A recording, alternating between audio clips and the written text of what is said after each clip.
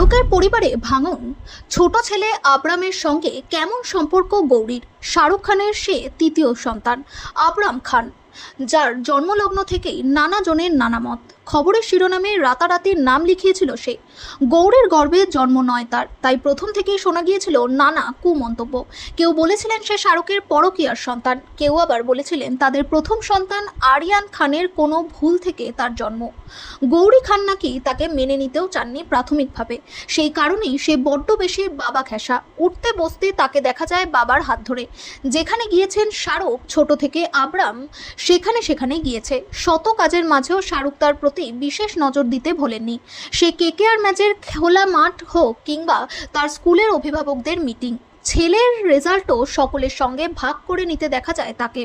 শাহরুখ খানের এই বিশেষ নজরদারি কি কেবল গৌরী খানের অভাব পূরণের জন্যই? এই প্রশ্ন বহুজন অতীতেও তুলেছেন, আজও তুলছেন। তবে কোথাও গিয়ে যেন সময় এই তথ্যকে ভুল প্রমাণ করে দিয়েছে। শাহরুখ খান একাধিকবার জানিয়েছিলেন যে গৌরী খানের মা হওয়া নিয়ে বেশ কিছু সমস্যা রয়েছে। বারবার প্রসবের সময় তাকে জীবন নিয়ে ঝুঁকির মুখে পড়তে হয়েছে। সেই কারণেই শাহরুখ খান যখন স্থির করেছিলেন যে তিনি তৃতীয় সন্তান নেবেন, তখন গৌরীর শরীরকে সমস্যার মুখে ঠেলে দিতে চাননি। আর ঠিক সেই কারণেই তিনি সারোগেসির মাধ্যমে আবরামের জন্ম দেওয়ার সিদ্ধান্ত নিয়েছিলেন। ফলে নিন্দুকেরা যে যাই বলুক না কেন, তাদের পরিবারের সমীকরণ ভীষণ সুন্দর। গৌরীর বিরুদ্ধে গিয়ে নয়, বরং গৌরীর স্বাস্থ্যের জন্যই শাহরুখ খান এমনটা করেছিলেন।